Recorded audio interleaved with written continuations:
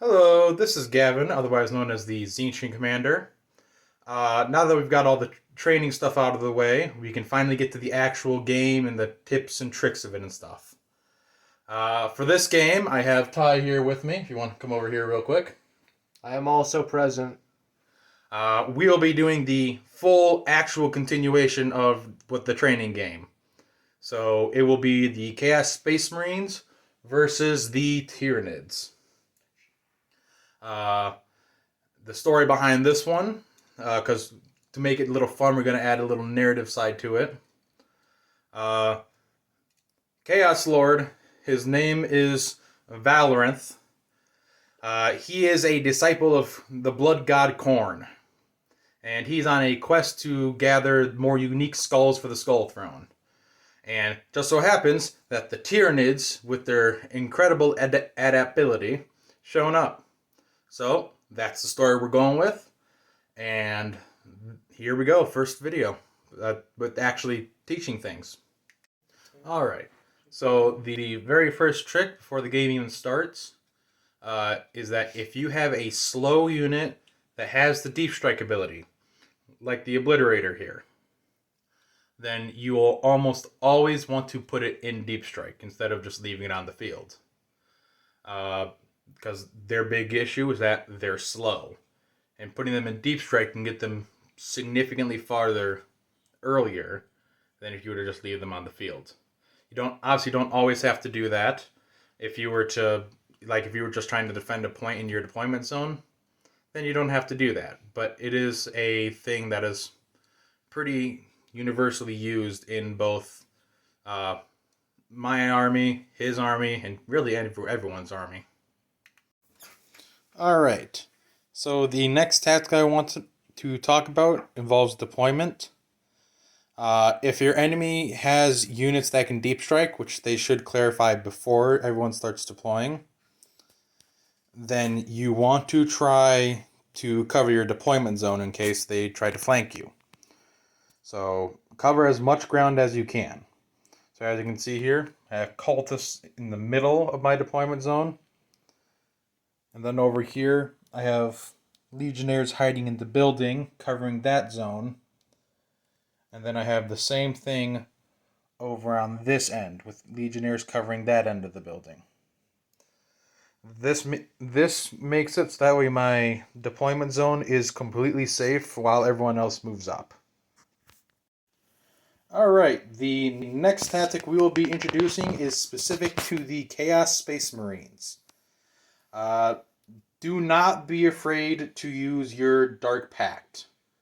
That is their army rule, and it allows them to get either sustained hits 1 or lethal hits, but at the expense of possibly getting themselves killed.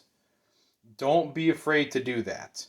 As you can see here, my Obliterators, they just use a Dark Pact to fire at a unit of Tyranid Warriors, and that is all that is left.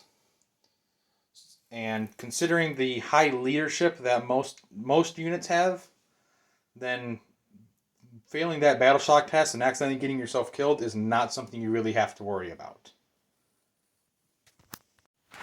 Alright, another tip that we are giving out today is that this is specifically for the Chaos Space Marines. While it's tempting to put a mark of Khorne on a Maulerfiend, you would actually want to give it a mark of Slaanesh. The reason for this is that the Maulerfiend has an ability that allows it to reroll its advance and charge rolls, and it's already a pretty fast-moving unit. And then the reason for the mark of Slaanesh is because Chaos Space Marines have access to a stratagem that allows a unit of Slaanesh to advance and charge. So my Maulerfiend went from all the way over here to all the way over here. And as you can see, has wiped out half a unit of Genestealers. Alright, another tip we have here is for the Tyranids specifically. Once again, focused on these guys. Never underestimate the Genestealers. Despite the fact they have very low strength, they have a very high movement speed and they can put out a lot of attacks. So while you have to roll high to hit armor, they have a high armor penetration, which can make a save for an armored unit very hard.